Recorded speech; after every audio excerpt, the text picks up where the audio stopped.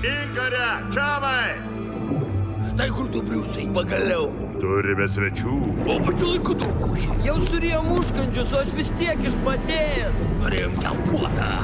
Na, greičiau viską užbaigti. Taigi, susirinkimas oficialiai prasideda. Visi pasakykim priesaiką. Aš malonus ryklys, O ne begalvis ėdrūnas. Norėdamas pakeisti savo įvaizdį, pirmą turiu pasikeisti pats.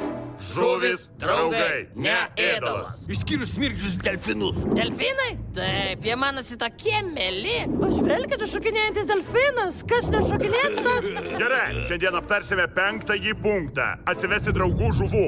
Na, draugų atsivedėt? Aš turiu. Labas! O tu, čiamai? O aš kažkur nukišau savo draugą. Nieko tokio, čiamai. Nujaučiu, kad šis punktas bus sunkus. Imk vieną iš mano draugų. O, ačiū.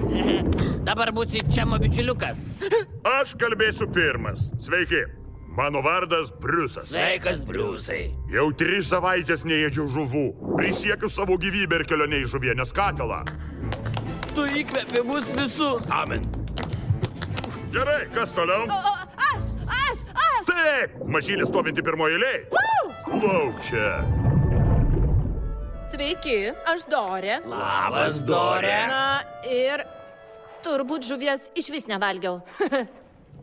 Ei, nuostabu, Dorė. Šaunuolė, bičiulė. Kaip akmuo nuo krūtinės nukrito.